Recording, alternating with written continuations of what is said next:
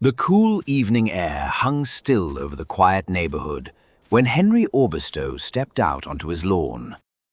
Having recently completed his long years of training and studies to become a certified psychologist, he was accustomed to analyzing the human mind, seeking patterns of logic in human behavior, and living a predictable, ordinary life.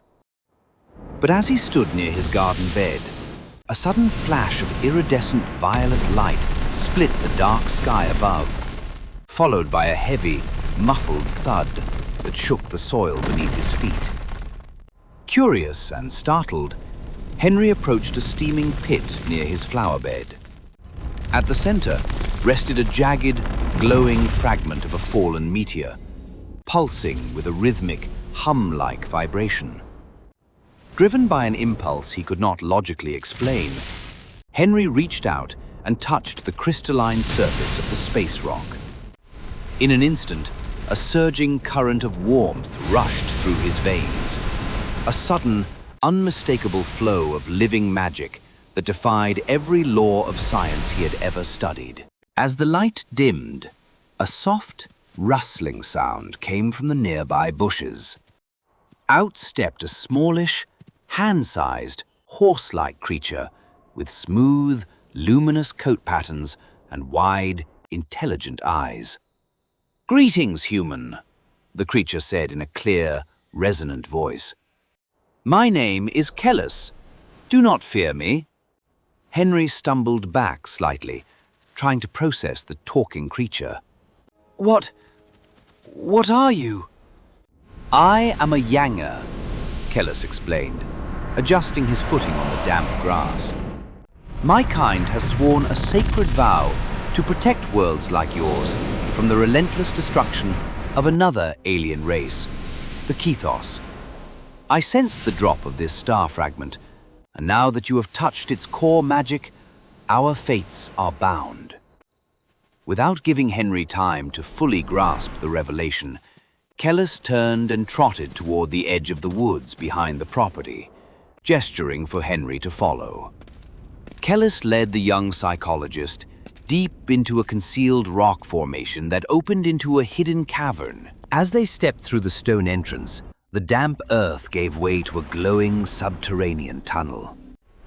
The air grew sweet and charged with raw energy, leading them straight into an incredible hidden realm, deeply affected by the meteor's magical fall. Unbeknownst to Henry, the bizarre phenomenon had not gone unnoticed by the powerful elite. In the upper floors of the monolithic Dev Tower, the rich and ruthlessly ambitious CEO of Dev Inc., Damien Al Diablo, known across corporate and political circles as Chairman Diablo, had spent months secretly analyzing cosmic magic. Diablo had gathered data, studied genetic coding, and examined magic spells extracted from stolen samples, seeking to harness both Yangers and Kethos to forge a new world order under his absolute authority. Within days, Diablo's operatives tracked down the newly awakened energy signature to Henry. Henry received an imperative summons to meet the chairman personally at Dev Inc. Entering the opulent top-floor office of Dev Tower, Henry was greeted by Chairman Diablo, who stood behind a massive obsidian desk overlooking the city's skyline. Diablo smiled, a sharp and cold expression. "Welcome, Mr. Orbistow, or should I say, guardian of a Yanger." Henry paused, keeping his voice calm. "How do you know what I hold?" Diablo chuckled, leaning against his desk. "I have researched this magic down to its absolute core, Henry. I have analyzed every grain of cosmic sample, decoded their genetic structures, and mastered the mechanics of their spells. I know what you have in your possession, and I know its potential. So let us not waste time. I offer you a deal. Hand over Kellis to Dev Inc. today, and you will immediately be appointed as the vice manager of this entire corporation." Henry looked at the cold, calculating eyes of the chairman, then shook his head quietly. I'll have to decline your offer, Chairman. And if I may offer a piece of professional advice, next time, consider being a little less harsh with animals. Diablo's smile vanished, replaced by a dark, silent glare, as Henry turned around and walked out of the executive suite. When Henry reached the grand marble lobby on the ground floor, he was met by an unexpected sight. Standing near the center of the polished floor was a young woman with a dark emo style, dyed hair falling over sharp eyes, dark leather, and heavy silver chains. Beside her stood Maruk, a terrifying, muscular, demonic bulldog-like entity with crimson skin and glowing eyes. Henry halted, observing the creature. "Why are you holding a Ketho?" The girl looked up at him, her tone cold yet earnest. "Because the Kethos are just as peaceful as their enemies, when understood.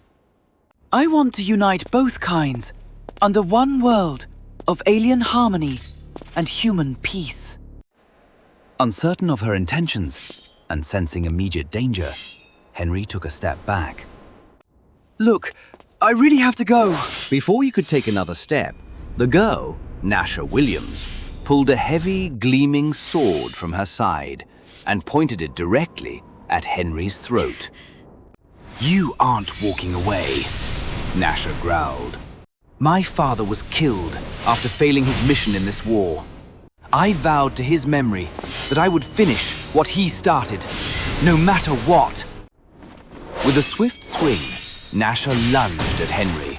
The two clashed in the vast, empty lobby. Henry relied on his agility to dodge her furious strikes. But Nasha was a trained combatant. With a powerful kick and a spin of her blade, she threw Henry backward across the room. Henry crashed violently against the reinforced glass wall that separated the indoor lobby from the outdoor street. The glass cracked under the impact, and Henry fell to the floor, gasping for air. Wiping a trickle of blood from his bleeding nose, he looked up to see Nasha striding toward him, raising her sword high for a final strike. Feeling utterly doomed, Henry closed his eyes, bracing for the hit. Suddenly, a blinding burst of frost swept through the air. Kellis leaped out from Henry's coat, unleashing an icy breath that instantly encrusted Nasha in a thick pillar of solid ice, freezing her in place mid-swing. Alarm bells rang out through Dev Tower, and heavy footsteps echoed down the corridor as armed mercenaries employed by Dev Inc. rushed into the lobby, holding industrial gas canisters to melt the ice and unfreeze Nasha. "We need to move, now!" Kellis cried. Taking advantage of the chaos, Henry scrambled to his feet and fled the building with Kellis. They sprinted down the city streets and plunged back into the dark woods, retreating into the cavern and crossing back into the enchanted sanctuary beyond the tunnel. Arriving at the magical realm for the second time, this time under the deep indigo light of night, Henry paused to catch his breath. The subterranean sanctuary was alive with wonder. Luminescent fairies fluttered through the air. Fireflies drifted like floating stars. Giant stone golems stood as quiet guardians beside mossy cliffs. Friendly ogres rested near rushing streams, and glowing, magical cats leapt gently between ancient branches. It was an exotic landscape of pure fantasy, where peaceful myths coexisted without conflict. "It's incredible," Henry whispered softly. "Do not get too comfortable," a voice echoed from behind him. Henry spun around in shock, pulling back as he saw Nasha Williams standing right behind him in the clearing, having escaped her icy prison and tracked them through the tunnel. "Are you here to kill the magic?" Henry demanded, stepping between her and the gentle creatures. "Are you here to disrupt this harmony?" Nasha lowered her sword, her dark eyes looking weary. "No, Damien Al Diablo forged an alliance with ruthless hunters to hunt me down. He wants me dead because I chose to protect both alien races, because I refused to let him use them for warfare and absolute power. Before Henry could process her words, two heavily armed mercenaries burst into the cavern clearing, tracking rifles raised. But before they could fire, a majestic creature descended from the high rocky ceiling. Dara, a brilliant Yanger ice dragon. With a single majestic roar, Dara unleashed a stream of freezing dragon frost, completely encasing both mercenaries in block ice. Nasha turned to Henry with urgency. Dara is the one they want most of all. Diablo's men won't stop coming. We have to move. Henry, Nasha, Kellis, and Dara rushed out of the cave together, heading back toward the boundary of the human realm to clear a path away from the dragon's lair. But as they emerged onto the access road at the forest's edge, two massive armored military trucks blocked their path, their headlights blinding the group. A stern man in a dark, tactical uniform stepped forward. Colonel Hordo. End of the line, Hordo announced calmly. I am Colonel Hordo of the Regional Military Division. Chairman Diablo has paid me millions of dollars to secure that ice dragon and eliminate anyone who gets in the way. Henry stepped forward, attempting to reason with the officer. Colonel, you don't have to do this. You can stop right now. Uphold your oath and protect your own nation. Hordo chuckled bitterly, looking around at the night sky. Naive boy. It's not a human world anymore. These alien entities are quickly becoming dominant on Earth, whether we like it or not. I'm securing my place in the new order. Hordo waved his hand, and his soldiers raised their weapons as a massive battle erupted on the dirt road. Gunfire cracked through the night, met by powerful magical blasts from the surrounding spirits. In the middle of the storm, Kellis jumped onto a boulder and shouted above the noise, his voice ringing clear. Humans and beasts must stand together. The creatures must fight their own fight under human guidance. Understanding the strategy, Hordo barked an order to his men. From the back of the lead army truck, a colossal, fiery Kethos buffalo beast named Borno stomped forward, its eyes blazing like hot coals. Borno! Hordo roared. Red Death, enter! The buffalo beast let out an earth-shaking roar, charging forward as a wall of incinerating red fire surged from its body, threatening to turn the entire forest into ash. Henry looked at Kellis, his instincts taking over. Kellis! Ice Dome! Enter! Kellis leaped into the air, channeling the full magnitude of his Yanger heritage. A massive, shimmering dome of absolute zero ice erupted outward from Kellis, absorbing and neutralizing the tidal wave of red fire. The icy energy expanded instantly across the clearing, trapping the advancing soldiers in place and transforming them into frozen ice statues before they could draw another breath. Hordo stood frozen in shock alongside his remaining 3 troops, staring at the frozen battalion.